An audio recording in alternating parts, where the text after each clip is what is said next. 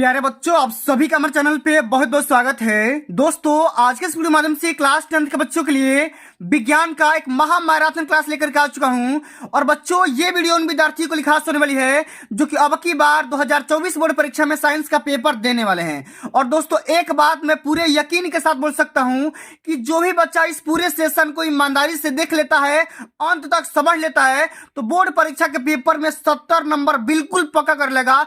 इस बात की गारंटी है। और साथ ही इस पूरे महा मैराथन क्लास के माध्यम से हम उन सभी क्वेश्चन के बारे में डिस्कस करने वाले हैं जो कि अब की बार 2024 बोर्ड परीक्षा में सीधा सीधा 100% पूछा जाएगा। तो आइए बच्चों, सबसे पहले हम ये समझ लेते हैं कि इस पूरे महा मैराथन क्लास के माध्यम से हम सभी किन किन टॉपिक के बारे में चर्चा करने वाले हैं। तो सबसे पहले बच्चों, हम यहाँ पे देखेंगे क्लास 10th के साइंस के पूरे किताब के जितने भी यहाँ पे मोस्ट इंपोर्टेंट बहुविकल्पी प्रश्न बन सकते हैं, उन सभी प्रश्नों को इस वीडियो के माध्यम से कवर करने वाले हैं जो कि बोर्ड के पेपर में 100% पूछा जाएगा।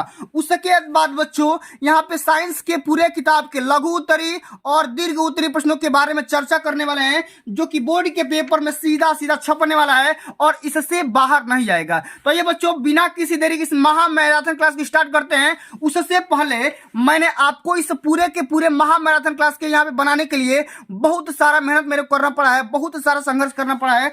इसलिए आज की हमारा वीडियो का जो लाइक का टारगेट है वो कम से कम 1000 लाइक होना चाहिए, कम से कम 1000 लाइक होना चाहिए। उसके बाद प्रत्येक बच्चा 5 उन बच्चों के पास शेयर करेगा जो कि अब की बार बोर्ड परीक्षा 2024 में साइंस का पेपर देने वाले हैं। और प्रत्येक बच्चा एक अच्छा सा कमेंट करेंगे और जो भी बच्चा इस चैनल पे नया होगा उसको सब्सक्राइब करके साथ में सारे बेल आइकन प्रेस कर लेंगे, ठीक ना।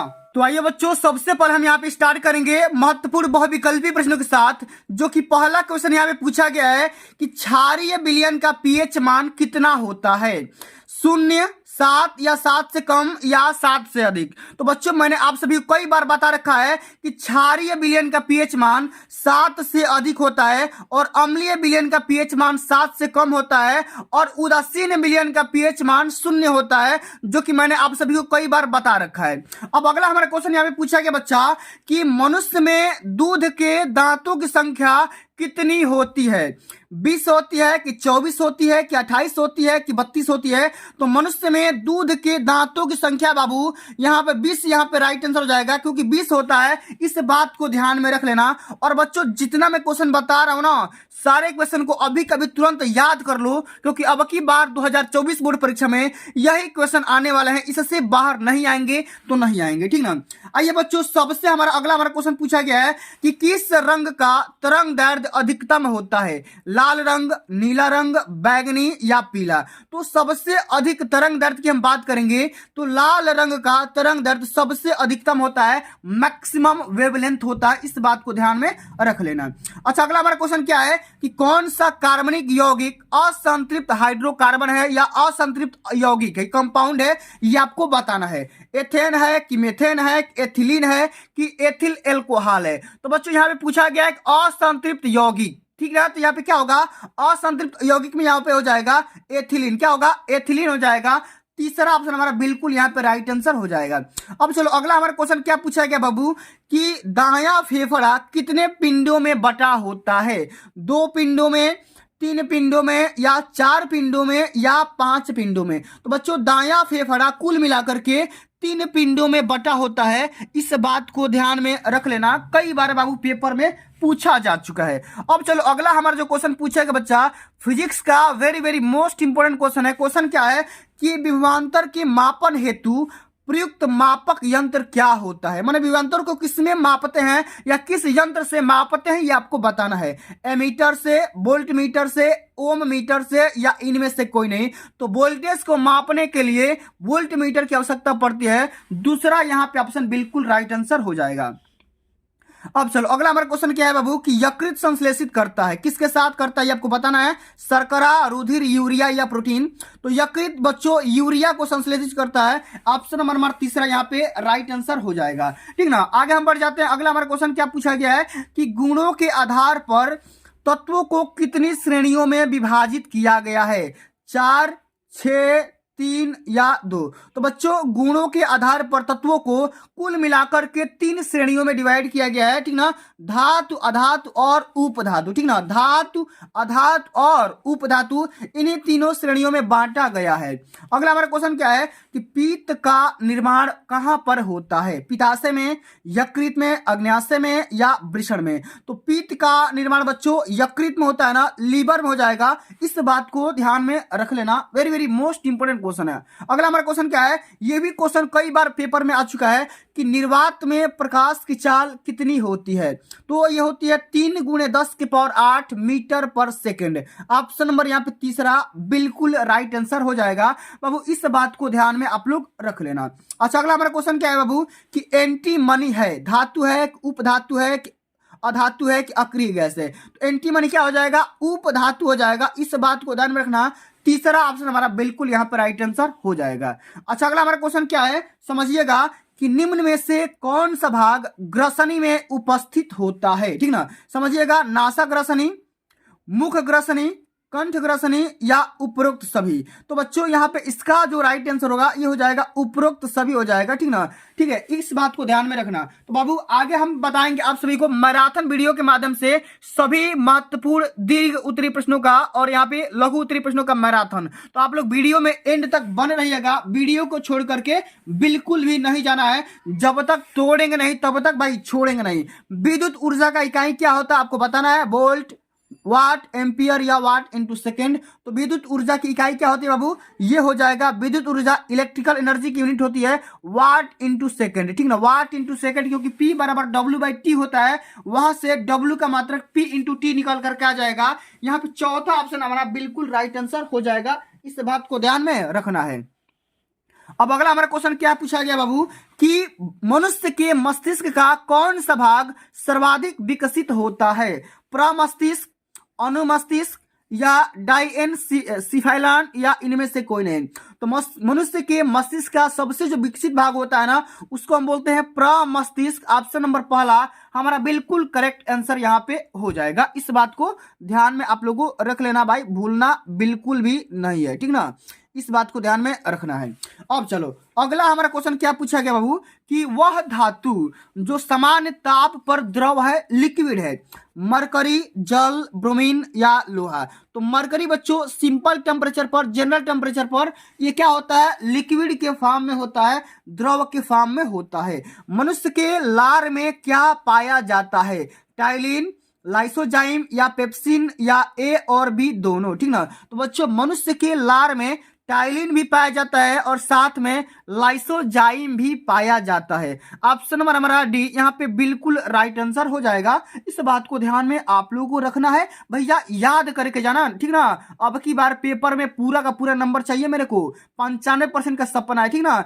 प्रकाश की तरंग दैर्ध्य की परास कितनी होती है ये आपको बताना है। तो जब भी पूछेगा बच्चा कि प्रकाश का तरंग दैर्ध्य कितना होता है, इसका रेंज बताना है, तो ये होता है 4000 एंगस्ट्रॉम से लेकर के 8000 एंगस्ट्रॉम के बीच में। 4000 से लेकर के 8000 के बीच में इसका वेवलेंथ होता है, उसका यहाँ पे ध्यान में रखना, कई बार पेपर में आ चुका है। अगला हमारा क्वेश्चन पेपर में कई बार आ चुका है कि निरूपक तत्व क्या होता है? सोडियम, पोटेशियम, सिलिकॉन या हीलियम? तो यहाँ पे निरूपक तत्व क्या हो जाएगा? यहाँ पे सोडियम इसका बिल्कुल राइट आंसर हो जाएगा। ऑप्शन नंबर पहला यहाँ पे करेक्ट आंसर हो जाएगा। अच्छा, अगला हमारा क्वेश्चन क्या है बाबू कि अवायवीय तथा अनाक्षिक शोषण में निर्गत ऊर्जा की मात्रा क्या होती है या कितनी होती है ये आपको बताना है। तो अवायवीय या अनाक्षिक शोषण में निर्गत ऊर्जा की जो मात्रा होती है वो 27 किलो कैलोरी होती है। ऑप्शन नंबर हमारा पहला बिल्कुल राइट आंसर हो जाएगा। इस बात को ध्यान में रखना है। अब चलो अगला हमारा क्वेश्चन क्या पूछा गया बाबू कि यदि एक तार में प्रवाहित धारा को दोगुना कर दिया जाए तो विभवांतर का मान हो जाएगा, ठीक ना। यदि एक तार में प्रवाहित धारा को, अगर करंट को हम दोगुना करेंगे तो वोल्टेज का मान भी दोगुना हो जाएगा। इस बात को ध्यान में रख लेना है, ठीक ना, इसको याद करना। अगला हमारा क्वेश्चन क्या है कि मनुष्य के मस्तिष्क का भार कितना ग्राम होता है ये आपको बताना है। 1000 से 1100 ग्राम, 1300 से 1400 ग्राम या 900 से 1000 ग्राम या 1600 से 1800 ग्राम? तो बच्चों मनुष्य के मस्तिष्क का जो भार होता है ना वो होता है 1300 से लेकर के 1400 ग्राम के बीच में ही होता है। ऑप्शन नंबर यहाँ पे सेकंड बिल्कुल राइट आंसर यहाँ पे हो जाएगा, ठीक ना। अब चलो अगला हमारा क्वेश्चन क्या पूछा गया है कि निम्न में से कौन सा तत्व धात्विक है। धात्विक मतलब मेटॉलिक है, माने मेटल से मिलकर के बना हुआ है, ये आपको बताना है, ठीक ना। पोटेशियम, ठीक ना, या फास्फोरस है कि हीलियम है कि लिथियम है कि या सल्फर है। तो बच्चों यहाँ पे धात्विक शब्द क्या हो जाएगा, यहाँ पे फास्फोरस हो जाएगा। इस बात को ध्यान में रख लेना, ठीक ना। अब चलो अगला हमारा क्वेश्चन क्या है कि निम्न में प्रोटीन का पाचन सर्वप्रथम किस में होता है, ठीक ना। मुख गुहिका में, ग्रास नली में, आंत में या आमाशय में। तो मनुष्य में प्रोटीन का जो पाचन होता है वो कहाँ पे होता है, तो सबसे पहले आमाशय में होता है। इस बात को ध्यान में रखना है बाबू, कई बार पेपर में आ चुका है। तो मैं इस वीडियो के माध्यम से, इस पूरे महामैराथन क्लास के माध्यम से हम सभी वही क्वेश्चन के बारे में चर्चा करने वाले हैं जो कि पेपर में ऑलरेडी पूछा गया है या पूछा जाएगा, ठीक ना। अगला हमारा क्वेश्चन क्या है कि किस दर्पण में वस्तु का वास्तविक प्रतिबिंब सदैव वस्तु से छोटा, सीधा व काल्पनिक बनाता है, ठीक ना। किस दर्पण में बनाता है, प्रतिबिंब कैसा बनेगा, वस्तु से छोटा बनेगा, सीधा बनेगा और काल्पनिक यानी इमेजिनरी बनेगा। समतल दर्पण, अवतल दर्पण, उत्तल दर्पण या ये सभी। यहाँ पे क्या हो जाएगा बाबू, यहाँ पे होगा उत्तल दर्पण की, क्योंकि उत्तल दर्पण में जो भी वस्तु का प्रतिबिंब बनता है ना, वस्तु से छोटा बनता है, सीधा बनता है और काल्पनिक बनता है। कहाँ बनता है, काल्पनिक, यानी दर्पण के कहाँ बनता है, सामने, ठीक ना। अब चलो अगला हमारा क्वेश्चन यहाँ पूछा गया है कि ऑक्सीजन की संयोजकता कितनी होती है, 2 होती है कि 3 होती है कि 4 होती है कि 6 होती है। तो ऑक्सीजन की जो बैलेंसी की बात करेंगे बच्चा, तो बैलेंसी इसकी कितनी होती है, 2 होती है। इस बात को ध्यान में रखना है, ठीक ना। अगला हमारा क्वेश्चन क्या है कि रुधिर परिसंचरण की खोज किसके द्वारा किया गया था, ये आपको बताना है।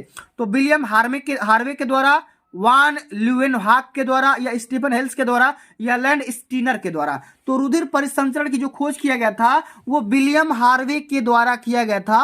ऑप्शन नंबर पहला हमारा बिल्कुल यहाँ पर राइट आंसर हो जाएगा। अच्छा अगला हमारा क्वेश्चन क्या है कि विद्युत ऊर्जा की इकाई क्या होती है। विद्युत ऊर्जा की इकाई बताओ क्या होती है, वाट होती है कि किलोवाट होती है, किलोवाट प्रति घंटा होती है कि किलोवाट घंटा होती है। तो इलेक्ट्रिकल एनर्जी की जो यूनिट होती है वो होती है किलोवाट घंटा। क्या होती है, किलोवाट घंटा, या वाट इंटू सेकेंड भी हो सकता है, ठीक ना, या मेगावाट घंटा, ठीक ना। इस प्रकार से विद्युत ऊर्जा की मात्रक हो जाएगा या यूनिट हो जाएगा। अगला हमारा क्वेश्चन क्या है, बायो का क्वेश्चन है कि हार्मोन क्या होता है, प्रोटीन होता है कि अमीनो एसिड होता है या साधारण कार्बोनेट होता है कि जटिल कार्बोनेट होता है। बताओ बच्चों हार्मोन क्या है, तो हार्मोन एक क्या है, एक प्रोटीन है, ठीक ना। ऑप्शन नंबर हमारा पहला यहाँ पे राइट आंसर हो जाएगा। इस बात को ध्यान में रखना है और पेपर में जाकर के भाई छाप देना है, ठीक ना। अभी तो मैं बच्चों यहाँ पे खाली बहुविकल्पी बता रहा हूँ, आगे बताऊंगा लघु उत्तरी और दीर्घ उत्तरी प्रश्नों को भी बताने वाला हूँ, उसको भी ध्यान से देख करके जाना है और पेपर में एकदम धुआं धुआं कर देना है। 95% का सपना है ना वो भी आपका साकार होगा, ठीक ना।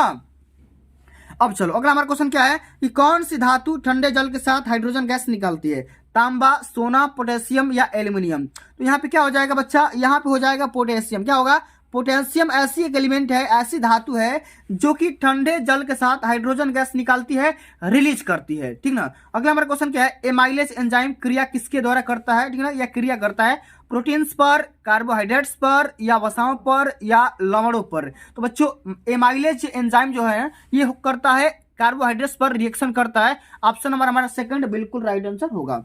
अगला हमारा क्वेश्चन क्या है, दीप्त प्रकाश स्रोत है, ठीक ना, किसका स्रोत है ये आपको बताना है, ठीक ना। दीप्त प्रकाश का स्रोत कौन है, कांच है कि चंद्रमा है कि विद्युत बल्ब है कि इनमें से कोई नहीं है। तो एक होता है दीप्त, ठीक ना। दीप्त मतलब जो हमने मानव के द्वारा बनाया गया उसको दीप्त बोलेंगे, और अदीप्त होता है जो कि खुद नेचर के द्वारा बनाया गया है, तो ठीक ना। यहाँ पे क्या हो जाएगा, दीप्त प्रकाश का स्रोत क्या है, विद्युत बल्ब हो जाएगा, ठीक ना। क्या होगा, विद्युत बल्ब हो जाएगा, ठीक ना। अच्छा अगला हमारा क्वेश्चन क्या है कि लिथियम विकर्ण किसके साथ दर्शाता है, सोडियम के साथ, पोटेशियम के साथ, एल्यूमिनियम के साथ या मैग्नीशियम के साथ।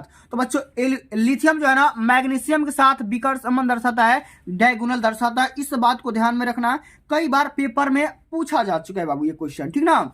अब चलो अगला हमारा क्वेश्चन क्या है, समझिएगा ध्यान से कि रुधिर, शुद्ध रुधिर को शरीर के विभिन्न भागों में ले जाती है। माने क्या ले जाती है, सिराओं ले जाती है कि महाशिरा ले जाती है कि दायां नीला ले जाती है कि महाधमनी ले जाती है। तो शुद्ध रुधिर को शरीर के विभिन्न भागों में ले जाने वाली ग्रंथि का नाम क्या है, महाधमनी। क्या है बाबू, महाधमनी उसका नाम है, ठीक ना। महाधमनी एक ऐसी ग्रंथि है जो कि शुद्ध रुधिर को शरीर के विभिन्न भागों में पहुंचाती है या ले जाती है। अच्छा अगला हमारा क्वेश्चन क्या है, समझिएगा कि विद्युत स्त्री की आधार जो प्लेट की बाह्य सतह पर पालिश की जाती है। किसकी पालिश की जाती है आपको बताना है, क्रोमियम की, बेंजीन की, अभ्रक की, या इनमें से कोई नहीं। तो बच्चों जो भी आपका प्रेस होता है ना, प्रेस की जो भी प्लेट होती है, निचले वाला प्लेट होता है ना, उस प्लेट की जो भी परत चढ़ाई जाती है, पॉलिश किया जाता है या पेंट किया जाता है, वो क्रोमियम का परत चढ़ाया जाता है। किसका? क्रोमियम की पॉलिश की जाती है। इस बात को ध्यान में रखना है। अगला हमारा क्वेश्चन क्या है कि त्वचा का रंग गहरा करने वाला हार्मोन क्या है? MTH, MSH या STH या ACTH? तो त्वचा का रंग गहरा करने वाला हार्मोन का नाम है MSH। क्या नाम है? MSH नाम है। इस बात को ध्यान में आप लोग को रखना है। अगला हमारा क्वेश्चन यहाँ पे पूछा गया बच्चा कि कौन सी धातु अम्ल से हाइड्रोजन गैस विस्थापित नहीं करती है? क्या क्वेश्चन है? ऐसी कौन सी धातु है, मेटल है, जो कि हाइड्रोजन से विस्थापित नहीं करती, अम्ल से हाइड्रोजन विस्थापित नहीं करती है? मैग्नीशियम, आयरन, कॉपर या जिंक? तो बाबू इसका राइट आंसर हो जाएगा कॉपर। क्या हो जाएगा कि कॉपर एक ऐसा धातु होता है जो कि अम्ल से हाइड्रोजन गैस को विस्थापित बिल्कुल भी नहीं करती है। अगला हमारा क्वेश्चन क्या है कि मानव यकृत में कितनी पसलियां पाई जाती है? ठीक ना, 4, 5, 3 या 2? तो मानव यकृत में कुल मिलाकर के 3 पसलियां पाई जाती है। इस बात को ध्यान में रखना है। अगला हमारा क्वेश्चन क्या है कि अवतल लेंस प्रदर्शित करता है अभिसारी प्रकृति, अपसारी प्रकृति, ए और बी दोनों, या कोणीय प्रकृति? तो बच्चों अवतल लेंस जो होता है ना, ये अपसारी प्रकृति का होता है। इस बात को ध्यान में रखना है। अगला हमारा क्वेश्चन क्या है कि वायुयान में ईंधन के रूप में प्रयोग किया जाता है एथिल एक्वाइन, एसिटिल क्लोराइड या एथिल एल्कोहल या मेथिल एल्कोहल? तो बच्चों वायुयान के ईंधन के रूप में एथिल एल्कोहल का यूज किया जाता है। इस बात को ध्यान में रखना, कई बार पेपर में पूछा जा चुका है। अच्छा अगला हमारा क्वेश्चन क्या है कि एल्कोहल का निर्माण कहां पर होता है, किस अंग में होता है, ये आपको बताना है। ऑक्सीश्वसन में, किण्वन में, या ग्लाइकोलाइसिस में, या इनमें से कोई नहीं? तो एल्कोहल का निर्माण, ठीक ना, यहाँ पे क्या हो जाएगा, किण्वन के रूप में होता है। ठीक ना, इस बात को ध्यान में रखना है। ऑप्शन नंबर हमारा भी बिल्कुल राइट आंसर यहाँ पे हो जाएगा। अगला हमारा क्वेश्चन क्या है कि एक प्रोटॉन पर कितना आवेश होता है, कितना चार्ज होता है, ये आपको बताना है। तो एक प्रोटॉन पर आवेश का जो मात्रा होता है ना बाबू, वो होता है 1.6 इंटू 10⁻19 कूलम। क्या होता है? 1.6 इंटू 10⁻−19 कूलम ये चार्ज होता है एक प्रोटॉन पर। ठीक ना। अच्छा अगला हमारा क्वेश्चन क्या है कि धमनी और शिरा तंत्रों को जोड़ने वाली महीन वाहिनियां क्या है? उसका नाम क्या है? धमनिकाएं, सिरकाएं, या केशिकाएं, या महाशिराएं? तो धमनी और शिरा तंत्रों को जोड़ने वाली जो भी महीन वाहिनियां हैं उसका नाम क्या है? केशिकाएं है। क्या है? केशिकाएं है। चौथा ऑप्शन आपका यहाँ पे राइट आंसर हो जाएगा। अच्छा अगला हमारा क्वेश्चन क्या है, ध्यान से समझिएगा कि धावन सोडा का केमिकल फार्मूला, रासायनिक सूत्र क्या होता है? कई बार भाई पेपर में आ चुका है। Na2CO3.NH2O, NaHCO3, या सोडियम क्लोराइड, या यहाँ पे नौसादर NH4Cl। ठीक ना। तो धावन सोडा का जो केमिकल फार्मूला होता है ना बाबू, वो होता है Na2CO3.10H2O होता है। इस बात को ध्यान में रखना है। अगला हमारा क्वेश्चन क्या है, कृमि रूप परिशेषिका किसका भाग होता है? छोटी आंत, अग्न्याशय, बड़ी आंत, या ग्रास नली? तो कृमि रूप परिशेषिका बच्चों बड़ी आंत का भाग होता है। इस बात को ध्यान में रखना, कई बार पेपर में पूछा जा चुका है। अच्छा अगला हमारा क्वेश्चन क्या है कि प्रकाश की प्रकीर्णन की घटना किस रंग में अधिकतम होती है? बताना है, बैगनी, लाल रंग, पीला रंग, या नीला रंग? तो प्रकाश की प्रकीर्णन की जो घटना होती है उस सबसे अधिकतम वो बैगनी रंग के लिए सबसे ज्यादा होती है। इस बात को ध्यान में रखना। अगला हमारा क्वेश्चन क्या है कि निम्नलिखित में से एल्डिहाइड है। एल्डिहाइड बताना है कि एल्डिहाइड कौन सा होता है? मेथनॉल, ठीक ना, या मेथेनॉल, या मेथेनॉल, या एथेन, या एथेनॉल? तो बच्चों इसका राइट आंसर हो जाएगा मेथेनॉल हो जाएगा। क्या होगा? मेथेनॉल होगा। ये एल्डिहाइड है। ठीक ना, इस बात को ध्यान में रखना। अगला हमारा क्वेश्चन क्या है कि मनुष्य के शरीर में फेफड़ों की संख्या कितनी होती है? ये आपको बताना है। एक होती है कि दो होती है कि अनेक होती है कि चार होती है? तो मनुष्य के शरीर में फेफड़े की संख्या कुल मिलाकर के 2 होती है। इस बात को ध्यान में रखना है। ठीक है। अगला हमारा क्वेश्चन क्या है कि 1 माइक्रो एम्पियर की विद्युत धारा का मान कितना होता है? तो 1 माइक्रो एम्पियर में कुल मिलाकर के 10⁻⁻6 एम्पियर होता है। 1 माइक्रो मतलब क्या होता है? 10⁻⁻6 होता है। ठीक ना, इस बात को ध्यान में रखना। अगला हमारा क्वेश्चन क्या है, कोशिका गुच्छ किसमें पाया जाता है? यकृत में, रुधिर में, अमाशय में, या वोमेन संपुट में? ठीक ना, तो कोशिका गुच्छ किसमें पाया जाएगा? वोमेन, ठीक ना, संपुट में पाया जाता है। इस बात को ध्यान में रखना। अच्छा अगला हमारा क्वेश्चन क्या है, यहाँ पे समझिएगा, कि खाने के सोडा का केमिकल फार्मूला क्या होता है, ठीक ना, ये होता है बच्चों Na2 नहीं NaHCO3, सोडियम बाइकार्बोनेट। क्या होता है? सोडियम बाइकार्बोनेट होता है। इसको हम क्या बोलते हैं? खाने का सोडा बोला जाता है।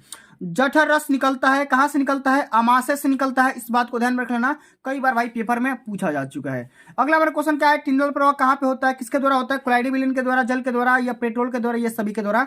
तो टिंडल प्रवाह जो होता है ना, कोलाइडी विलयन में सबसे ज्यादा देखने को मिल जाता है, ठीक ना। टिंडल प्रवाह किसमें देखने को मिलता है? कोलाइडी विलयन में। एथिल एल्कोहल का आईपीएसी नाम क्या होता है? तो एथिल एल्कोहल का आईपीएसी नाम होता है यहाँ पे एथेनॉल होता है कि मेथेनॉल होता है, कैसिटिक एसिड होता है, कैथेनोइक एसिड होता है।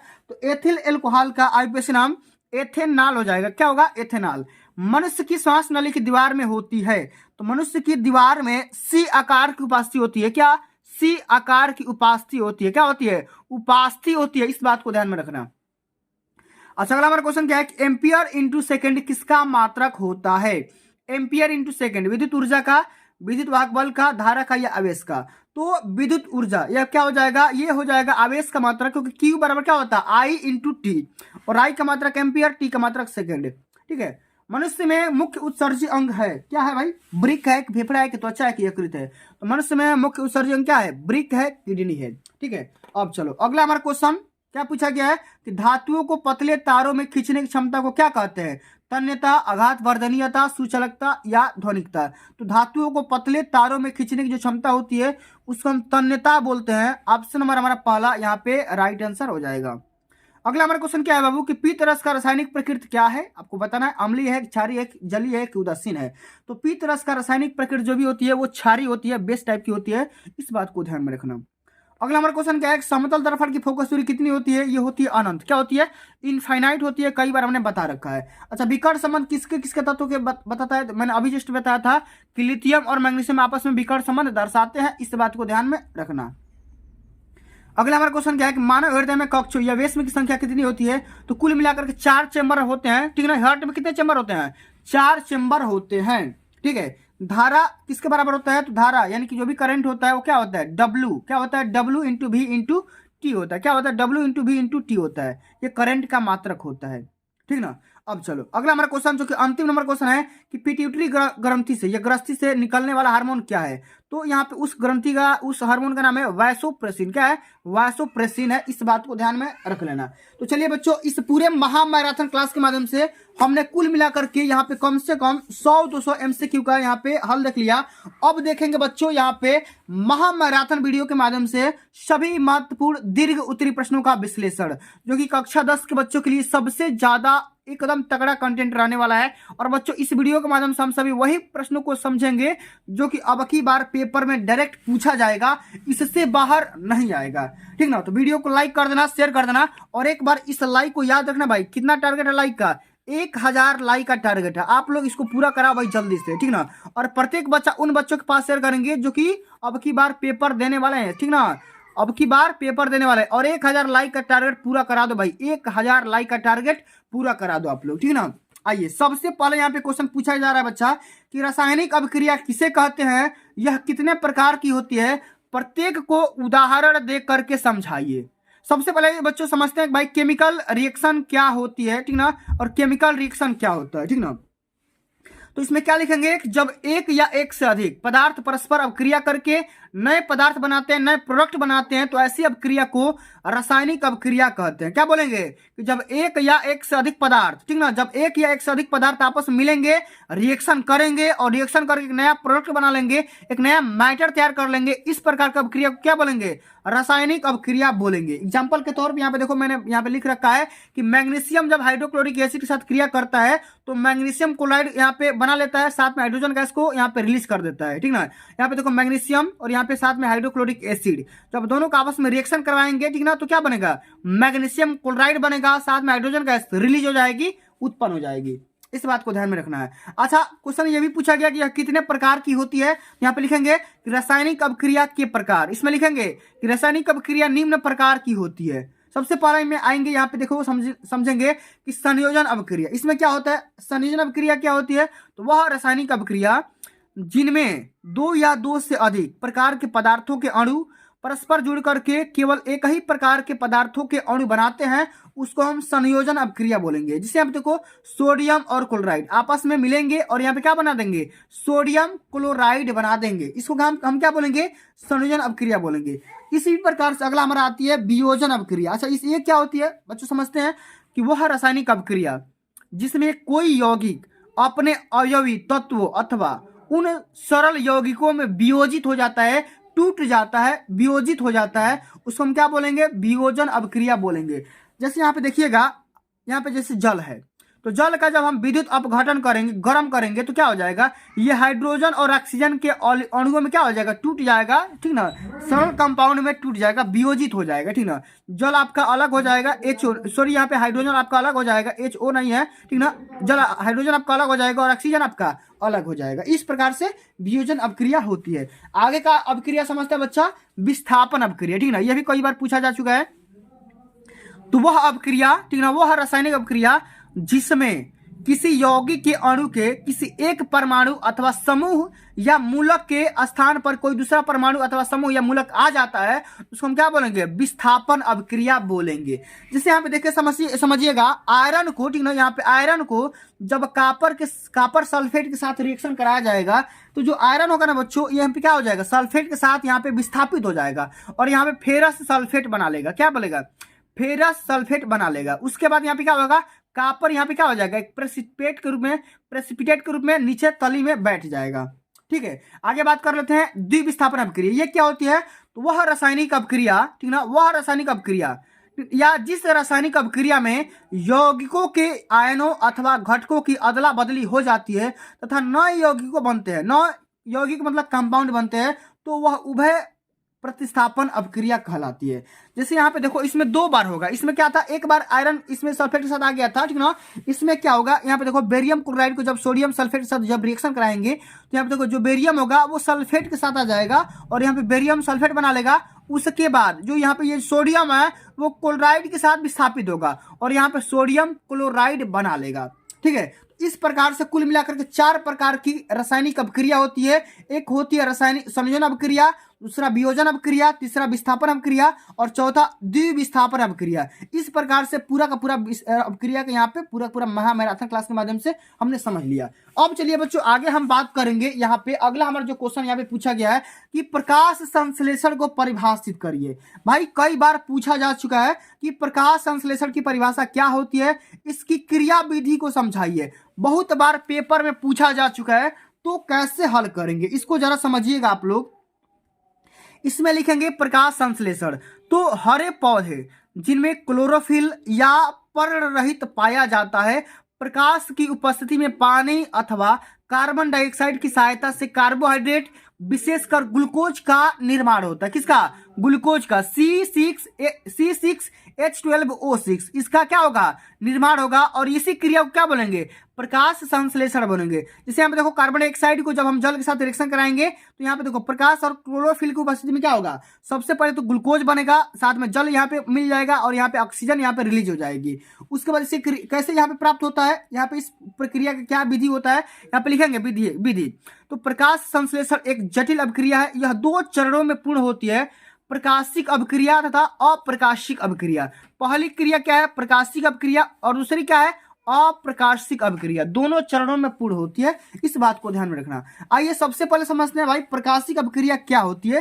किसी एक विधि के बारे में आप सभी को वर्णन करना है। इसमें लिखेंगे कि यह अभिक्रिया निम्न पदों में संपन्न होती है। इसमें लिखेंगे कि सूर्य का प्रकाश अवशोषित कर हरित लवकों के ग्रेना में उपस्थित पर्ण रहित सक्रिय हो जाता है और एटीपी से एटीपी का निर्माण हो जाता है। एटीपी से क्या होगा, एटीपी बन जाएगा। उसके बाद यहाँ पे अगला यहाँ पे चरण में क्या होगा कि ऊर्जावित क्लोरोफिल के द्वारा जल का आयन H+ आयन और OH- आयनों में प्रकाशिक अपघटन हो जाता है और यहाँ पे देखो जल जो है ऊर्जावित क्लोरोफिल की वजह से क्या हो जाएगा, H+ आयन में और OH- आयन में टूट जाएगा। आगे लिखेंगे कि जल के प्रकाश अपघटन से उत्पन्न OH- आयन, ठीक ना, परस्पर मिलकर के पानी और ऑक्सीजन बनाते हैं। ऑक्सीजन गैस के रूप में मुक्त होकर के स्टोमेटा के द्वारा बाहर निकल जाता है। जैसे यहाँ पे देखो ऑक्सीजन गैस यहाँ पे बाहर निकल जा रही है और साथ में आपको यहाँ पे जल मिल गया। यहाँ पे हम बना देंगे इसका फिगर, ठीक ना, एटीपी से यहाँ पे एटीपी बनाएंगे और इस प्रकार से हम यहाँ पे प्रकाशिक क्रिया है और यहाँ पे एटीपी बन गया और यहाँ पे NAD+ PH2 बन गया, और यहाँ पे अप्रकाशिक क्रिया के माध्यम से CO2 और यहाँ पे शर्करा बन गया। और यहाँ पे लिख देंगे प्रकाश संश्लेषण अभिक्रिया का सारांश, पूरा यहाँ पे सारांश हो गया। ये सूर्य है, सूर्य की रोशनी जब आती है प्रकाशिक क्रिया होती है, और यहाँ पे अप्रकाशिक क्रिया होती है, ठीक ना। इस प्रकार से पूरा पूरा यहाँ पे विधि संपन्न होती है, ठीक है। अब चलिए बच्चों आगे हम बात कर लेते हैं। Very very most important question है जो कि केमिस्ट्री का क्वेश्चन है कि बेकिंग पाउडर का रासायनिक नाम एवं अणुसूत्र क्या होता है, और इसे बनाने की कौन सी विधि मानी जाती है, और इसका उपयोग कहाँ पे किया जाता है, इसके बारे में आप सभी को लिखना होगा, हल करना होगा, समझना होगा। तो बाबू कैसे हल करेंगे जरा ध्यान से समझिएगा। तो बेकिंग पाउडर का रासायनिक नाम सोडियम बाइकार्बोनेट होता है, इसका अणुसूत्र NaHCO3 होता है। इतना बात समझ में आ गया। अच्छा, इसे बनाने की विधि पूछा गया है, तो बनाने की विधि क्या होती है, तो यह सोडियम हाइड्रोक्साइड के सांद्र विलयन में अधिक मात्रा में कार्बन डाइऑक्साइड गैस, ठीक है, प्रवाहित करने पर प्राप्त होता है। क्या होता है, यह सोडियम हाइड्रोक्साइड के, देखो यहाँ पे सोडियम हाइड्रोक्साइड के सांद्र विलयन में जब हम CO2 गैस प्रवाहित करेंगे तो क्या बनेगा, सोडियम कार्बोनेट पहले बनेगा, उसके बाद यहाँ पे देखो सोडियम कार्बोनेट, ठीक ना, सोडियम कार्बोनेट और जल और यहाँ पे कार्बन डाइऑक्साइड, जब तीनों आपस में मिलेंगे तो सोडियम बाइकार्बोनेट यहाँ पे प्राप्त हो जाएगा। इसी को हम क्या बोलते हैं, खाने का सोडा बोला जाता है। इसको क्या बोलते हैं, खाने का सोडा बोला जाता है। अच्छा, इसकी क्वालिटी क्या होती है, इसका उपयोग क्या होता है, इसके बारे में समझते हैं। तो यह एक सफेद क्रिस्टलीय जल में अल विलेय पदार्थ होता है। इसका जलीय विलयन अम्लीय होता है। क्या होता है, अम्लीय होता है, ठीक ना। अच्छा, इसको गर्म करने पर यह सोडियम कार्बोनेट में टूट जाता है तथा कार्बन डाइऑक्साइड गैस प्राप्त होती है, ठीक ना, रिलीज हो जाती है। अगला हमारा क्वेश्चन क्या पूछा गया बच्चा कि प्लास्टर ऑफ पेरिस किसे कहते हैं, इसे बनाने की विधि, गुण और उपयोग के बारे में बताना है। कई बार भाई पेपर में पूछा जा चुका है। तो बाबू जितना क्वेश्चन बता रहा हूँ ना, अभी बहुत सारा क्वेश्चन है मेरे पास, अभी क्वेश्चन का स्टॉक है, ठीक ना। अभी मत जाना वीडियो को छोड़ के, ठीक ना। अभी मैं कम से कम 1 घंटा का मैराथन लेने वाला हूँ, ठीक है। कितना घंटा का, 1 घंटा का, ठीक ना।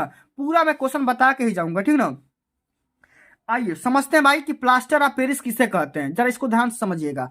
तो जिप्सम को 120 से लेकर के 130 डिग्री सेंटीग्रेड पर गर्म करने से प्लास्टर ऑफ पेरिस बनता है। अच्छा, बनाने की विधि क्या होती है, ये देखो जिप्सम का फार्मूला होता है CaSO4.2H2O, ठीक ना। यह होता है जिप्सम का फार्मूला। अब जिप्सम को जब आप 120 से लेकर के 130 डिग्री सेंटीग्रेड पर गर्म करेंगे तो यहाँ पे प्लास्टर ऑफ पेरिस प्राप्त हो जाएगा। इसका सूत्र क्या होता है, CaSO4.H2O, ठीक ना, CaSO4.H2O, ये प्लास्टर ऑफ पेरिस, और यहाँ पे आपको जल भी मिल जाएगा। अच्छा, इसका गुणधर्म में पूछा है, तो प्लास्टर ऑफ पेरिस सफेद रंग का होता है और ये तेज गर्म करने पर निर्जल या CaSO4 में बदल जाता है, जैसे यहाँ पे देखो जिप्सम में बदल गया, ठीक है। अच्छा, इसका यूज हम कहाँ करेंगे, शल्य चिकित्सा में प्लास्टर करने में करते हैं, सांचे और मॉडल बनाने में करते हैं, या मूर्तियां और खिलौने बनाने में किया जाता है, ठीक ना। इसका यूज कहाँ कहाँ करते हैं, चिकित्सा में करते हैं। अब देखो होगी कि हड्डी के टूट और मोच में इसका बैंडिस बनाया जाता है, सांचे बनाया जाता है, मॉडल बनाया जाता है, और मूर्तियां या खिलौने बनाने में इसका यूज किया जाता है, ठीक है। अब चलिए बच्चों अगला जो हमारा क्वेश्चन यहाँ पे पूछा गया है, जरा ध्यान से समझिएगा आप लोग। क्वेश्चन क्या है कि धातुओं की सक्रियता श्रेणी क्या होती है। हाइड्रोजन से अधिक सक्रिय और दूसरा कम सक्रिय, ऐसे एक एक तत्व का नाम बताना, एक एक धातु का नाम बताना है, या विद्युत रासायनिक श्रेणी क्या होती है, इसके 2 प्रमुख अनुप्रयोग के बारे में लिखना होगा। तो बच्चों आइए जरा ध्यान से समझते हैं, ठीक है, कि भाई धातुओं की सक्रियता श्रेणी क्या होती है। तो यहाँ पे समझते हैं कि धातुओं की सक्रियता श्रेणी वह सूची है जिसमें धातुओं को क्रियाशीलता के अवरोही क्रम में व्यवस्थित किया जाता है। विस्थापन के बाद निम्न श्रेणी को विकसित किया जाता है जिसे सक्रियता श्रेणी कहा जाता है। इसी क्या कहा जाएगा, सक्रियता श्रेणी कहा जाता है, ठीक है। अच्छा, इसमें बोला गया है कि सक्रियता श्रेणी धातुओं की अपेक्षा अवक्रियाशीलता को दर्शाना है। तो मैंने यहाँ पे देखो पूछा गया, तो मैंने आपको पूरा यहाँ पे पूरा सीरीज बता दे रहा हूँ, अब इसको याद कर लो। तो यहाँ potassium, sodium, calcium, magnesium, aluminium, zinc, iron, lead, hydrogen, carbon, ठीक ना, या कॉपर, मरकरी, सिल्वर या गोल्ड। अब देखो बच्चों यहाँ पे एक क्वेश्चन पूछा गया है कि हाइड्रोजन से अधिक सक्रिय कौन है। तो यहाँ पे देखो हाइड्रोजन कहाँ पे है, तो हाइड्रोजन देखो यहाँ पे ये दिखाई दे रहा है, हाइड्रोजन से अधिक सक्रिय क्या होगा, ऊपर जाएंगे तो सक्रियता बढ़ेगी, ठीक ना। तो हाइड्रोजन से अधिक सक्रिय क्या हो जाएगा, ये हो जाएगा कॉपर, ठीक ना, क्या हो जाएगा मैग्नीज। और कम सक्रिय धातु का नाम कॉपर लिख सकते हो, कम मतलब नीचे जाओगे तो भाई सक्रियता कम घट जाएगी, ठीक ना। अब देखो यूज इसका बताना है, यूज कैसे करेंगे, यहाँ पे देखो अनुप्रयोग। तो विद्युत रासायनिक श्रेणी की सहायता से धातुओं की क्रियाशीलता की तुलना की जा सकती है, और विद्युत रासायनिक श्रेणी की सहायता से विभिन्न धातुओं के द्वारा अम्लों में से हाइड्रोजन विस्थापित कर पाने की क्षमता की जानकारी प्राप्त होती रहती है, ठीक ना। इस प्रकार से दोनों अनुप्रयोग यहाँ पे हम लिख देंगे। अब चलो अगला जो हमारा क्वेश्चन यहाँ पे पूछा गया बाबू, जरा ध्यान से समझिएगा, कई बार ये पेपर में आ चुका है कि स्टरीकरण से आप क्या समझते हैं। स्टरीकरण से आप क्या समझते हैं, उदाहरण सहित स्पष्ट करिए। या एसिटिक अम्ल से एथिल एसीटेट कैसे प्राप्त करेंगे उसके बारे में यहाँ पे रिएक्शन देना है, ठीक ना, बढ़िया से समझाना है। तो कैसे हल करेंगे जरा ध्यान से समझिएगा। तो जिस प्रकार अम्ल एवं क्षार की पारस्परिक अभिक्रिया से लवण तथा जल बनते हैं, ठीक उसी प्रकार अम्ल तथा एल्कोहल की अभिक्रिया से एस्टर तथा जल बनते हैं। इस अभिक्रिया को स्टरीकरण कहेंगे। क्या कहेंगे? इसी को स्टरीकरण कहा जाता है। अच्छा, कार्बोक्सिलिक एसिड को या अम्लों को स्टरीकरण क्रिया प्रायः सांद्र सल्फ्यूरिक अम्ल की उपस्थिति में कराई जाती है। यह निर्जलीकरण तथा उत्प्रेरक दोनों का कार्य कर सकती है। अच्छा, यहाँ पे देखो एसिडिक अम्ल का फार्मूला लिखा गया है कि CH3COOH और इसको एथिल अल्कोहल के साथ गर्म करेंगे तो यहाँ पे क्या हो जाएगा, एथिल एसीटेट बन जाएगा। इसी को हम एस्टर बोलते हैं, साथ में आपको जल भी मिल जाएगा। ठीक है, अब चलो अगला हमारा क्वेश्चन क्या है बाबू कि मेंडलीफ की आवर्त सारणी के 2 गुण, ठीक ना, या गुण तथा दोषों के बारे में उल्लेख करना है। कई बार पेपर में आ चुका है। तो मेंडलीफ की मूल आवर्त सारणी की दोष क्या है, गुण क्या है, उसके बारे में समझते हैं। सबसे पहले गुण के बारे में चर्चा करेंगे कि तत्वों के गुणों के अध्ययन में सुविधा। ये क्या है, इसका गुण है। इसमें क्या लिखा है कि मेंडलीफ की मूल आवर्त सारणी से तत्वों के भौतिक तथा रासायनिक गुणों का अध्ययन सरल हो गया। ठीक ना, क्या हो गया, तत्वों को भौतिक और रासायनिक गुणों का अध्ययन स्टडी करना आसान हो गया, क्योंकि समान गुण वाले तत्वों को एक ही समूह में रखा जाता है। ठीक ना, अतः किसी समूह के किसी एक तत्व का अध्ययन करने से उस समूह के अन्य तत्वों के गुणों की जानकारी प्राप्त हो जाती है। ठीक ना, आगे लिखेंगे कि तत्वों के परमाणु ज्ञात करने की सहायता, इसमें परमाणु भार भी ज्ञात करने की मदद मिल जाती है। सन 1869 से पहले बेरिलियम का परमाणु भार 13.5 माना जाता था, लेकिन बेरिलियम के या गुण मेंडलीफ की मूल आवर्त सारणी के द्वितीय समूह के तत्वों के गुणों के समान ही है। ठीक, क्या है, एकदम इक्वल है। अच्छा, अगला हम टॉपिक लिखेंगे कि नए तत्वों की खोज में सहायता भी मिलती है। भाई, जो भी नए नए एलिमेंट खोज जाएंगे वो मेंडलीफ की आवर्त सारणी के माध्यम से बहुत ज्यादा हेल्प मिलता है। इसमें लिखेंगे कि मेंडलीफ की आवर्त सारणी में कुछ स्थान रिक्त छोड़े गए थे। ये रिक्त स्थान उन तत्वों से संबंधित थे जिनकी खोज तब तक नहीं हुई थी। ठीक ना, इन अज्ञात तत्वों के गुण तथा परमाणु भारों की भविष्यवाणी कर दी गई थी। ठीक ना, नए तत्वों के खोज के साथ साथ इन रिक्त स्थानों की पूर्ति भी चली होती गई। ठीक ना, इस प्रकार से इतने प्रकार का गुण मिल गया। और आगे बच्चों इसके दोष के भी बारे में समझ लेते हैं भाई कि इसकी क्या डिसएडवांटेज है। तो इसमें लिखेंगे सबसे पहले अधिक परमाणु भार वाले तत्वों का कम परमाणु भार वाले स्थानों से पहले रखा जाना। ये तो बिल्कुल भी गलत है भाई। ठीक ना, इस प्रकार से इसका डिसएडवांटेज था कि मेंडलीफ की मूल आवर्त सारणी में सभी तत्वों के परमाणु भारों के प्रयोग के द्वारा स्थापित मानों को रखने पर यह पाया गया कि कहीं कहीं परमाणु भारों के बढ़ते हुए क्रम में परिवर्तन हो जाता है। मैंने डिसएडवांटेज है ये। ठीक ना, अनेक तत्वों के उचित स्थान का अभाव हो गया। तो अनेक तत्वों की खोज के मेंडलीफ की मूल आवर्त सारणी में उन्हें उचित स्थान का नहीं मिल पाना। ठीक ना, मैंने कुछ ऐसे भी तत्व थे, एलिमेंट थे, जिनको जहां पे रहना था वो वहां पे नहीं रहे। ठीक ना, ये एक डिसएडवांटेज था। आगे लिखेंगे समस्थानिकों तथा समभारिकों में स्थान। इसमें क्या था कि समस्थानिकों तथा समभारिकों की खोज के बाद यह स्पष्ट हो गया कि तत्वों का मूल लक्षण उनका परमाणु भार नहीं है, क्या है, परमाणु क्रमांक है। ठीक ना, अतः मेंडलीफ की मूल आवर्त सारणी में समस्थानिकों तथा समभारिकों को कोई स्थान नहीं दिया गया। ठीक है, आगे लिखेंगे कि तत्वों का मूल लक्षण उनका परमाणु क्रमांक है। ठीक ना, जैसे मैंने अभी आपको तुरंत बताया कि परमाणु संरचना वो रेडियो एक्टिविटी का के खोज के बाद यह स्थापित हो गया कि तत्वों का मूल लक्षण उनका परमाणु भार नहीं बल्कि क्या है, परमाणु क्रमांक है। क्या है बाबू, परमाणु क्रमांक है। इस बात को ध्यान में रखना है। अब चलो अगला जो हमारा क्वेश्चन यहाँ पे पूछा जा रहा है बच्चा कि पुष्प का नामांकित चित्र बनाइए, इनके विभिन्न चक्रों के कार्य भी बताइए। कई बार पूछा जा चुका है, very very most important question है, इसको जरा ध्यान से आप समझिएगा। ठीक ना, क्या पूछा गया है कि आवृत बीजी पौधों में नर तथा मादा जननांग पुष्पों में स्थित होते हैं। पुष्प को रूपांतरित शाखा कहते हैं। इसमें निम्नलिखित 4 चक्र होते हैं। कौन कौन से, वाहेदल, दल, पुमंग या इसको नर जनन तंत्र बोलते हैं, और एक है मादा जनन अंग। ठीक ना, तो 4 प्रकार के अंग होते हैं। चारों के बारे में डिटेल में समझते हैं। ठीक ना, तो उससे पहले समझते हैं बाबू कि भाई ये पुष्प क्या होता है।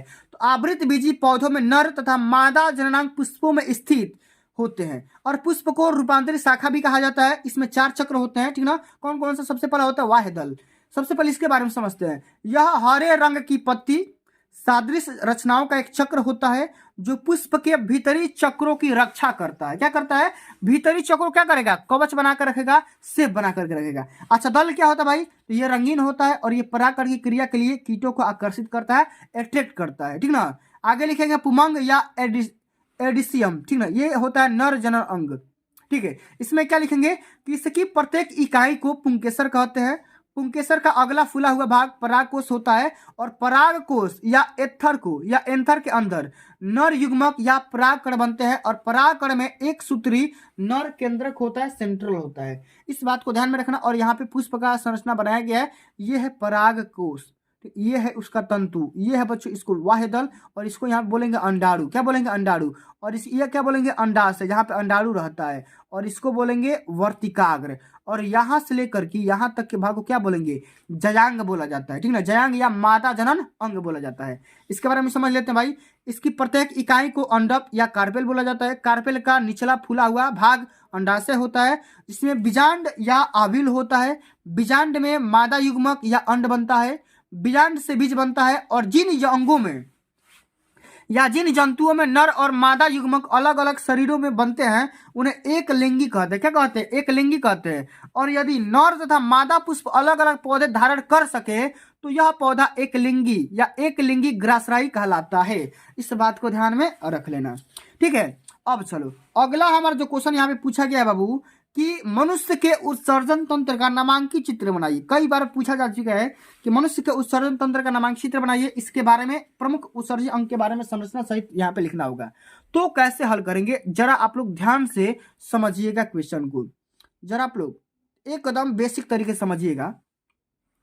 इसमें क्या लिखेंगे बाबू? सबसे पहले उत्सर्जन सिस्टम को समझते हैं कि शरीर में विभिन्न उपापचयी, ठीक ना, शरीर में विभिन्न उपापचयी क्रियाओं में अनेक अपशिष्ट या वर्ज्य पदार्थ बनते हैं। इनका शरीर में कोई उपयोग नहीं होता है, ठीक ना। कभी कभी ये अत्यंत विषैले भी हो सकते हैं। विषैले न होने पर भी अपशिष्ट पदार्थ कोशिकाओं से संचित नहीं किए जा सकते हैं, अतः इनको शरीर से बाहर निकालना अति आवश्यक होता है। अपशिष्ट पदार्थों को शरीर से बाहर निकालने की जो प्रोसेस होती है उसी को हम उत्सर्जन कहते हैं, ठीक ना। अच्छा, इसमें कौन सा अंग होता है? इसको हम बोलते हैं प्रमुख उत्सर्जी अंग। इसमें कौन कौन सा होता है समझते हैं कि मानव शरीर में वृक्क मुख्य उत्सर्जी अंग माना जाता है। इसका कार्य रुधिर को साफ करना होता है। इसके अतिरिक्त मनुष्य में यकृत, त्वचा, फेफड़े और आंत भी उत्सर्जन में मदद करते हैं, हेल्प करते हैं। यहाँ पे देखो बनाया गया इसका फिगर, ठीक ना। यह है मनुष्य का उत्सर्जन अंग। तो जरा इसको ध्यान से समझिएगा। ये है बच्चों वायुवृक्क शिरा। क्या है? ये वायुवृक्क है, ठीक ना। ये शिरा है, ठीक ना। ये महाशिरा है, ठीक ना। और यहाँ पे देखो ये है मूत्र मार्ग। ये यहाँ से लेकर के यहाँ तक क्या है? मूत्र मार्ग है। और ये जो पार्ट दिखाई दे रहा है ना, यहाँ पे मूत्र इकट्ठा तो होता है, इसको मूत्राशय बोलते हैं, ठीक ना। और इसको क्या बोला जाता है? इसको बोला जाता है बाई मूत्र वाहिनी। और ये वाला जो पार्ट है इसको बोला जाता है महाधमनी, ठीक ना।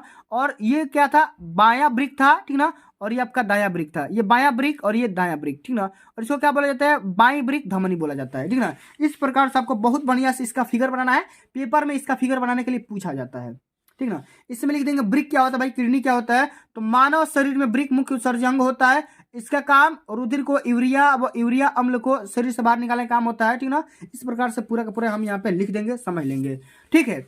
अब चलो अगला हमारा क्वेश्चन क्या है बच्चा? फ्लेमिंग के बाम हस्त का नियम क्या होता है? कई बार पूछा जा चुका है। Very very most important question है बाबू। इसको जरा आप लोग ध्यान से समझिएगा। क्या करना है? ध्यान से समझिएगा। इसमें कैसे लिखेंगे कि किसी धारावाही चालक के चारों ओर, क्या लिखेंगे कि किसी भी धारावाही चालक के चारों ओर चुंबकीय क्षेत्र की दिशा को मैक्सवेल के दक्षिण हस्त नियम से ज्ञात किया जाता है। इस नियम के अनुसार यदि धारावाही चालक को दाहिने हाथ में इस प्रकार पकड़े कि अंगूठा चालक के प्रवाहित दिशा और धारा की दिशा को निर्देशित करता है, तो जब यहाँ पे देखो जो अंगूठा होगा धारा की दिशा जब बताएगा तो चालक को पकड़ने वाली जो भी अंगुलियां होती है वो चुंबकीय क्षेत्र की दिशा बताएगी। क्या बताएगी? ये जो भी अंगुलियां होगी वो चुंबकीय क्षेत्र की दिशा बताएगी। जैसे यहाँ पे देखो डायरेक्शन बताया गया है, ठीक है। इस प्रकार से फ्लेमिंग का बाम हाथ का नियम होता है। अच्छा, अगला नियम लिखेंगे कि चुंबकीय क्षेत्र में धारावाही चालक पर बल की दिशा फ्लेमिंग के बाम हाथ के नियम के द्वारा ज्ञात किया जाता है, कैलकुलेट किया जाता है। इसमें लिखेंगे कि इस नियम के अनुसार, अच्छा नियम क्या होता है? यदि बाएं हाथ की प्रथम 3 अंगुलियों को एक दूसरे के लंबवत इस प्रकार रखा जाए कि तर्जनी चुंबकीय क्षेत्र की दिशा में एवं मध्यमा धारा की दिशा में, तो अंगूठा की दिशा चालक पर आरोपित बल की दिशा को बताएगा, ठीक है। यहाँ पे देखो सबसे पहले मैंने क्या बताया कि यदि बाएं हाथ की प्रथम 3 अंगुलियों को इस प्रकार से मोड़ेंगे, ठीक ना, यहाँ पे देखो 1 2 3, इस प्रकार से मोड़ेंगे कि एक दूसरे को 90 डिग्री का एंगल बनाएगा, तो बच्चों जो तर्जनी अंगुली होगा ये वाला अंगुली क्या बताएगा बच्चा, ये बताएगा, ठीक ना, चुंबकीय क्षेत्र की दिशा। ये क्या बता रहा है, ये चुंबकीय क्षेत्र की दिशा बता रहा है। मध्यमा जो होगा ये विद्युत धारा बताएगा, तो ये जो अंगूठा होगा ये चालक पर कितना फोर्स लग रहा है वो दिशा बता देगा, ठीक है, या किस डायरेक्शन में फोर्स लग रहा है, ठीक है। अब चलो अगला हमारा क्वेश्चन क्या है, फैराडे के विद्युत चुम्बकीय प्रेरण के नियम बताइए तथा प्रेरित विद्युत वाहक बल का सूत्र भी लिखिए, फार्मूला भी लिखना है, या विद्युत चुम्बकीय प्रेरण के 2 नियम लिखिए, या फ्लेमिंग के दाएं हाथ का नियम लिखिए। तो सब कुछ मैंने यहाँ पे इस वीडियो के माध्यम से बताऊंगा, ठीक ना। तो आइए बच्चों सबसे पहले हम समझते हैं कि भैया फैराडे के विद्युत चुम्बकीय प्रेरण का नियम क्या होता है। तो प्रथम नियम, दो नियम है, दोनों नियम को समझ लेते हैं, ठीक है ना। इसमें क्या लिखेंगे कि जब किसी बंद कुंडली में से होकर जाने वाली चुंबकीय बल रेखाओं में परिवर्तन होता है तो उस कुंडली में प्रेरित विद्युत वाहक बल उत्पन्न हो जाता है। तो केवल उसी समय तक रहता है जब तक चुंबकीय फ्लक्स में परिवर्तन होगा, माने जब तक चुंबकीय फ्लक्स में लगातार परिवर्तन होगा तो विद्युत वाहक बल रहेगा, और जब तक परिवर्तन खत्म हो जाएगा तो खत्म हो जाएगा वो भी। ये तो हो गया प्रथम नियम। अच्छा, द्वितीय नियम क्या होता है, तो किसी कुंडली में उत्पन्न प्रेरित विद्युत वाहक बल का परिमाण कुंडली में से होकर जाने वाली बल रेखाओं की संख्या के परिवर्तन की दर का अनुक्रमानुपाती होती है। यहाँ पे लिखेंगे यदि किसी कुंडली से गुजरने वाले चुंबकीय फ्लक्स का मान φ1 और बहुत कम समय अंतराल के बाद, ठीक ना, डेल्टा टी के बाद उसमें गुजरने वाले चुंबकीय फ्लक्स का मान φ2 हो जाता है, तो कुंडली में फ्लक्स के जो भी परिवर्तन का जो रेट होगा, रेट ऑफ चेंज होगा, ठीक ना, वो क्या हो जाएगा φ2 - φ1 बटा में डेल्टा टी। ये तो हो गया रेट ऑफ चेंज। अब यहाँ पे देखो प्रेरित विद्युत वाहक बल यानी ईएमएफ क्या होता है, ईएमएफ जो होगा वो φ2 - φ1 अपान में डेल्टा टी का क्या होगा, रेसिप्रोकल हो जाएगा। और यहाँ पे जब इसका साइन हटाएंगे तो यहाँ पे के कांस्टेंट आ जाएगा, और के का मान जब एक रखेंगे तो ई का मान क्या हो जाएगा φ2 - φ1 बटा में डेल्टा टी, और ई का मात्रा क्या होता है, वोल्ट होता है, ठीक है। तो बच्चों अभी मैंने जस्ट बता दिया फ्लेमिंग के बाएं हाथ का नियम, दाएं हाथ का नियम, सब कुछ अभी देखो यहाँ पे बता ही दे रहा हूँ कि फ्लेमिंग के दाएं हाथ का नियम क्या होता है। ये अलग सा क्वेश्चन है, ठीक है, इसको भी जरा समझ लेते हैं, ठीक ना। अच्छा, इसमें क्या लिखेंगे जरा ध्यान से समझिएगा। इसमें बाबू ये लिखेंगे कि यदि किसी चालक को, कंडक्टर को चुंबकीय क्षेत्र में गति कराएं तो उसमें प्रेरित विद्युत वाहक बल उत्पन्न हो जाता है। माने चुंबकीय क्षेत्र में गति कराएंगे तो क्या हो जाएगा, ईएमएफ इंड्यूस हो जाएगा, ठीक ना। और यदि परिपथ बंद हो तो परिपथ में प्रेरित विद्युत धारा प्रवाहित होने लगती है, जिसकी दिशा को फ्लेमिंग के दाएं हाथ वाले नियम से ज्ञात किया जा सकता है। अच्छा, नियम क्या बोलता है, यहाँ पे देखो बनाया गया फिगर। इस नियम क्या बोलता है भाई, यदि हम अपने दाएं हाथ की तर्जनी, मध्यमा तथा अंगूठे को एक दूसरे के लंबवत फैला करके रखें तो तर्जनी अंगुली चुंबकीय क्षेत्र की दिशा बताएगी, अंगूठा चालक की दिशा बताएगा, गति की दिशा बताएगा। तो मध्यमा अंगुली जो अंगुली होगी वो प्रेरित धारा की दिशा बताएगी, ठीक ना। ये मध्यमा है, प्रेरित धारा की दिशा बता रही है, ये जो मध्यमा है, ठीक ना, ये तर्जनी है, ये चुंबकीय क्षेत्र की दिशा बता रही है, और ये जो अंगूठा है वो गति की दिशा बता रहा है। इस प्रकार से तीनों एक दूसरे क्या है, 90 डिग्री के एंगल पर बने हैं, ठीक है। इस प्रकार से आपको बोर्ड के पेपर में हल करना है, ठीक ना। और बहुत सारे बच्चे भूल गए होंगे कि भाई इस वीडियो का लाइक का टारगेट क्या था। तो जो भी बच्चे अभी तक वीडियो को वाकई में देख रहे हैं वो उनको मैं पूरा ये मान रहा हूँ कि भाई उनके अंदर ओबियसली बात है कि भैया अब की बार 95% स्कोर करने की क्षमता है। 1000 लाइक भाई पहुंचा दो आप लोग, 1000 लाइक आप लोग पहुंचा दो, इस बात को मत भूलना है। अब चलिए बच्चों आगे हम बात करेंगे ये क्वेश्चन कि चुंबकीय प्रेरण के सिद्धांत पर आधारित एक डायनेमो को सचित्र कार्य विधि समझाइए। भाई बहुत सारे बच्चे चैनल पे ये कमेंट कर रहे थे कि सर ये जो सिलेबस में कर चुका है तो भाई पढ़ लो, क्या पता आ जाएगा। पिछली बार तो 2023 में ये क्वेश्चन आया था, ठीक ना, 2023 में ये भी आया था और ये भी क्वेश्चन मोटर वाला और जनरेटर वाला दोनों आया था, ठीक ना। तो मैं दोनों इस वीडियो के माध्यम से बता दे रहा हूँ, मेरा काम है बताने का। आप लोग को मन भाई आप लोग देख लो भाई, क्या पता आ जाए, ठीक ना, क्या पता आ जाए, ठीक है। चलिए डायनेमो क्या है, तो सबसे पहले समझते हैं भाई कि डायनेमो क्या होता है। तो विद्युत जनरेटर, इसको हम क्या बोलते हैं, जनरेटर बोलते हैं, अथवा डायनेमो वो यंत्र होता है जो यांत्रिक ऊर्जा को विद्युत ऊर्जा में बदलता है। अच्छा, विद्युत जनरेटर विद्युत चुंबकीय प्रेरण के सिद्धांत पर आधारित होता है। ये 2 प्रकार का होता है, ठीक ना। कितना प्रकार का होता है, 2 प्रकार का होता है। अच्छा, डायनेमो अगर कोई पूछेगा भाई डायनेमो क्या होता है, तो यांत्रिक ऊर्जा को सीधे विद्युत ऊर्जा में बदलता है। उस मशीन को क्या बोलेंगे, डायनेमो बोलते हैं, या जनरेटर बोला जाता है। क्या बोला जाता है, जनरेटर बोला जाता है, ठीक ना। अच्छा, इसका सिद्धांत क्या होता है कि जब किसी बंद कुंडली को चुंबकीय क्षेत्र में तेजी से घुमाया जाता है तो उसमें से गुजरने वाले चुंबकीय फ्लक्स रेखाओं में निरंतर परिवर्तन होता रहता है, जिसके कारण कुंडली में एक प्रेरित विद्युत बल उत्पन्न हो जाता है और बाह्य परिपथ व कुंडली में प्रेरित विद्युत धारा बहने लगती है। अतः कुंडली को घुमाने में व्यय यांत्रिक ऊर्जा विद्युत ऊर्जा में चेंज हो जाती है। ठीक है, इस प्रकार से इसका सिद्धांत लिख देंगे और रचना लिख देंगे कि प्रतिवर्ती धारा जनित्र में 3 मुख्य भाग होता है। एक तो होता है क्षेत्र चुंबक कुंडली, उसके बाद से ब्रश या वलय लगा होता है। सब कुछ समझते हैं। क्षेत्र चुंबक क्या होता है, सबसे पहले इसके बारे में समझते हैं। तो यह एक शक्तिशाली चुंबकीय ध्रुव खंड होता है जिसके बीच कुंडली लगी रहती है। इसके बीच कुंडली लगी हुई, देखो यहाँ पे चुंबक है, 2 चुंबक का टुकड़ा है, इसी के बीच में कुंडली कॉइल्स लगा होता है, उसके वायर का बॉन्डिंग रहता है। कुंडली क्या होती है इसको समझते हैं। यह एक आयताकार कुंडली है जो कच्चे लोहे के क्रोड पर पृथक तांबे के तारों को लपेट करके बनाया जाता है। तांबे के तार को लपेट करके बनाया जाता है, उसी को कॉइल कहा जाता है। ठीक ना। अब देखो सर्पी बलय या ब्रश क्या होता है, इसको भी समझते हैं। तो ये तांबे के बने 2 छल्ले या सर्पी बलय होते हैं जिनका संबंध एक और तो कुंडली एबीसीडी में आए, ठीक ना, बाएं तांबे तारों से होता है और दूसरी ओर कार्बन के 2 ब्रशों एक्स वाई से होता है। इन ब्रशों का संबंध वाय परिपथ से जिसमें धारा भेजनी होती है उसी से कनेक्ट कर देते हैं, उसी का कनेक्शन हम कर देते हैं। ठीक है, अब साथियों आइए सबसे अंतिम नंबर क्वेश्चन की तरफ बढ़ते हैं। अगला हमारा क्वेश्चन क्या है कि विद्युत मोटर का कार्यकारी सिद्धांत क्या होता है, इसकी रचना एवं कार्यविधि के बारे में सचित्र वर्णन करके स्पष्ट करना है। Very very most important question है, पेपर में पिछली बार पूछा गया था। तो कैसे हल करेंगे सबसे पहले समझ लेते हैं। तो विद्युत मोटर एक ऐसा साधन होता है जो विद्युत ऊर्जा को यांत्रिक ऊर्जा में कन्वर्ट करता है। क्या करता है, यह विद्युत ऊर्जा को या इलेक्ट्रिकल एनर्जी को किस में कन्वर्ट करेगा, मैकेनिकल एनर्जी में। किसमें, मैकेनिकल एनर्जी में। भाई जैसे आप पेट्रोल डालोगे, फ्यूल डालोगे, तब वो क्या मिलेगा आपको, यांत्रिक ऊर्जा मिलेगा, पानी मिल जाएगा, जल मिल जाएगा। मोटर का तो यही ना काम होता है बाबू, मोटर का काम क्या होता है, पानी निकालना, यांत्रिक ऊर्जा। अच्छा, सिद्धांत क्या होता है कि जब किसी कुंडली को चुंबकीय क्षेत्र में रख करके उसमें धारा प्रवाहित की जाती है तो कुंडली पर एक बलयुग्म काम करता है, एक कपल काम करता है जो कुंडली को घुमाने का प्रयास करता है। यदि कुंडली अपने एक्सिस पर घूमने के लिए स्वतंत्र हो तो वो घूमने लगती है, आपस में आसानी से वो घूमना स्टार्ट कर देती है। यहाँ पे देखो पूरा यहाँ पे ब्रश दिखाया गया, आर्मेचर है, इसी में बाइंडिंग की जाती है। ये नॉर्थ पोल साउथ पोल, चुंबक के 2 टुकड़े हैं, इसी के बीच में कॉइल को यहाँ पे क्या कर दिया जाता है, कॉइल कुंडली जो भी होती है उसी में तार का बाइंडिंग कर दिया जाता है। ठीक ना, और कुंडली यहाँ पे राइट टू लेफ्ट या right to left to right घूमने के लिए फ्री हो जाती है। इसमें कार्यविधि लिखेंगे कि जब बैटरी से कुंडली में विद्युत धारा प्रवाहित करते हैं तो फ्लेमिंग के बाएं हाथ के नियम के अनुसार कुंडली की भुजाएं ए बी तथा सी डी पर बराबर परंतु विपरीत प्रकार के 2 बल काम करते हैं, उसको बलयुग्म कहा जाता है। ये बल एक बलयुग्म बनाते हैं जिसके कारण कुंडली दक्षिणी दिशा में घूमने लगती है और कुंडली के साथ उसके सिर पर लगे विभक्त वलय भी घूमने लगते हैं। इन विभक्त वलयों की सहायता से धारा की दिशा इस प्रकार रखी जाती है तो कुंडली पर लगने वाले जो भी बल होते हैं लगातार एक ही दिशा में कार्य करते रहे, अर्थात कुंडली की दिशा को घुमाते रहे। ठीक है, तो इस प्रकार से आप सभी को विद्युत मोटर और जनरेटर के बारे में पूरा तैयार करके जाना है, तब जाकर पूरा यहाँ पे आप स्कोर कर पाओगे। तो प्यारे बच्चों आज के लिए बस इतना ही। अगर ये वीडियो आप सभी को समझ में आया होगा, पसंद आया होगा, तो इस वीडियो को लाइक कर देना और लाइक का जो मैंने टारगेट रखा था 1000 लाइक यहाँ पे पूरा पहुंचा देना।